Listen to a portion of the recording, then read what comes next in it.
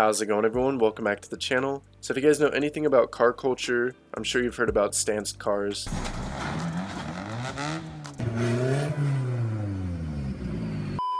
It's one of those things in the car community where you guys either hate it or you love it. I'm kind of just indifferent about it. But either way, I'm going to show you guys how to get that amount of camber and track width in BeamNG, editing the game files. This is super easy, so we're just going to hop right into it. So the first thing you're going to want to do is navigate over to your Steam library folder. Click on Steam Apps, Common, BeamNG, Content, Vehicles, and you can see that there's a list of vehicles and objects, and so whatever car you want to do this to, go ahead and pick that up. So in this case I've got the Sunburst. Let me just delete that, and I'm going to open up this folder, go over here to Vehicles, Control C to copy this, go back over to Vehicles and do Control V to paste it. So now that that car is exported, you can see the folders right here. I'm just going to name it Sunburst Tutorial for the sake of this video. Alright, so once you're inside of this folder, go up here to the search and look up suspension, and you can see that there's 3 different files that popped up. We just need the suspension F and suspension R, so go ahead and open these up.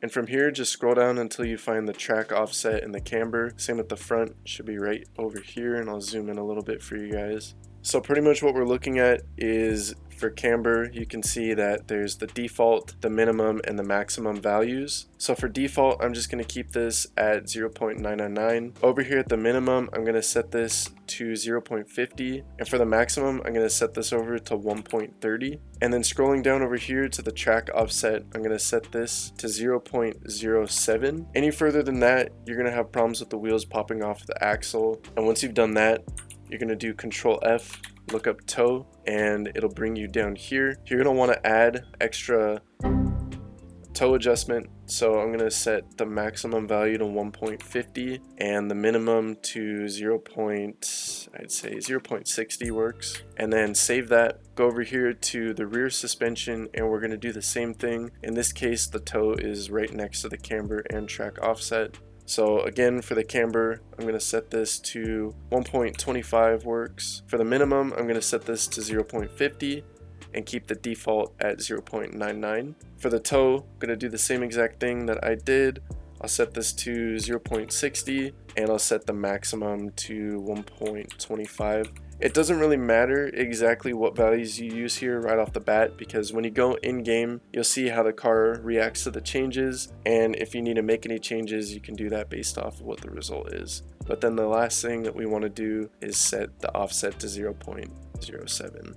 So now that all of that is saved, what I'm going to do is Control C to copy this, and I'm going to head on over to my documents, click on BeamNG, go over here to moved here, and then press on BeamNG on the top and go over here to the latest version. Once you're here, go over to vehicles and just go ahead and copy and paste that vehicle that we made.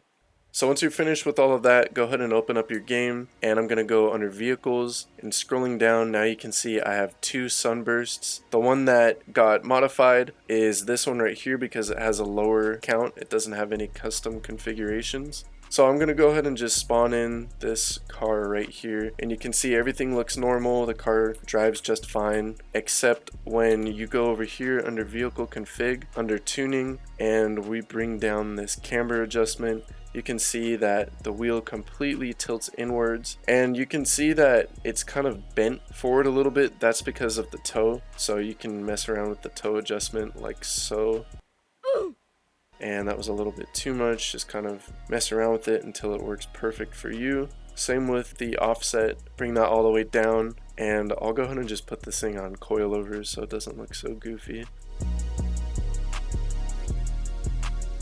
And then to make this kind of fit in, we're going to go over here, and I have a mod called D-Trox Wheels, and it just adds in a bunch of real life rims. There's some deep dishes, so you can see here, now I've got that fat deep dish wheel, and yeah, I mean, low key, you know, looks ruined. But with the D-Trox wheel pack, you can see that we've got some actual rims. Obviously, these tires need to be brought down just a little bit. There we go. Look at that. Absolute heat.